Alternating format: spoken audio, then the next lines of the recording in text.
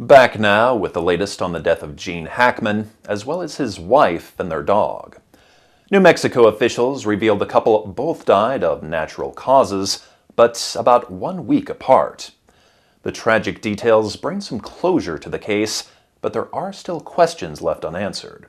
Liz Kreutz has been following this story for us.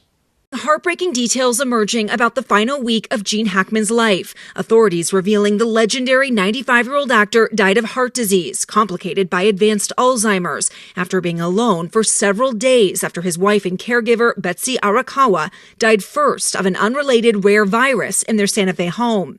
I can tell you that he was in an advanced state of Alzheimer's, and it's quite possible that he was not aware that she was deceased. The medical investigator on the case now saying an autopsy of Hackman's 65-year-old wife shows she died of Hantavirus, a disease linked to rodents and found in rural areas of the Southwest, including New Mexico. The virus can cause respiratory failure in some cases. A person can die very quickly, within 24 to 48 hours, roughly speaking, without medical treatment. Officials now piecing together Arakawa and Hackman's final days. Investigators believe Arakawa died on or around February 11th, citing her final email communication that morning. Hackman's pacemaker indicates he died 7 days later on February 18th, though their bodies were not discovered for another 8 days on February 26th by a maintenance worker.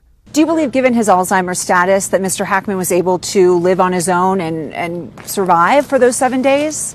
I'm not aware of what his normal daily functioning capability was. He was in a very poor state of health.